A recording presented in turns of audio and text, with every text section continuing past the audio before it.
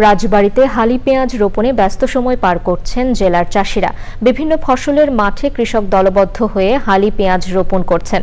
রাজবাড়ীর প্রতিনিধি খান মোহাম্মদ জহুরুল হকের পাঠানো তথ্য ভিডিও চিত্রে রাজীব আহমেদের রিপোর্ট।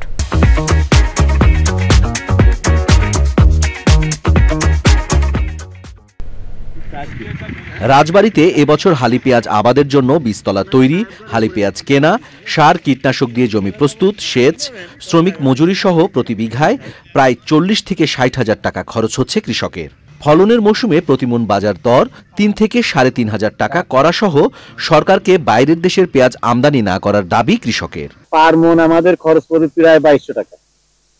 এই 2200 টাকার নিচে যদি আমরা পেঁয়াজ 1 মন পেঁয়াজ বিক্রি করি তাহলে দেখা যাবে যা কম বেচবো তাই আমাদের লস হয়ে যাবে। ফাইনে ধরেন যে 1 বিঘে জমি চাষ করায় আর সম্পূর্ণ ফসল ঘরে যাতে 50-60 হাজার টাকা খরচ হয়, শেষে আমরা টাকা পাই না। যাতে সরকারের কাছে অনুরোধ যাতে বাইরের পিস যাতে আমাদের দেশে আমদানি না করে। বাইরের দেশের মাল আনিয়ে যদি আমার দেশে আমদানি করে তাহলে তো আমার কৃষকে বাঁচবে না, কৃষক বাঁচবে না, আমিও বাঁচবে না, কৃষক বাঁচবে না, আর আমরা যদি না বাঁচি সরকারও বাঁচবে না।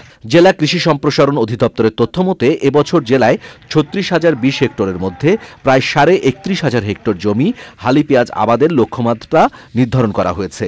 আমাদের দেশে যথেষ্ট পেঁয়াজ রয়ে গেছে, বিদেশ থেকে পেঁয়াজ আসছে, তবে আমাদের যে পেঁয়াজটা এইটা কৃষক এখন 50 টাকা 60 টাকা দরে বিক্রি করতেছে। পেঁয়াজের দামটা যদি 70 টাকা থাকতো কৃষক লাভবান হইতো।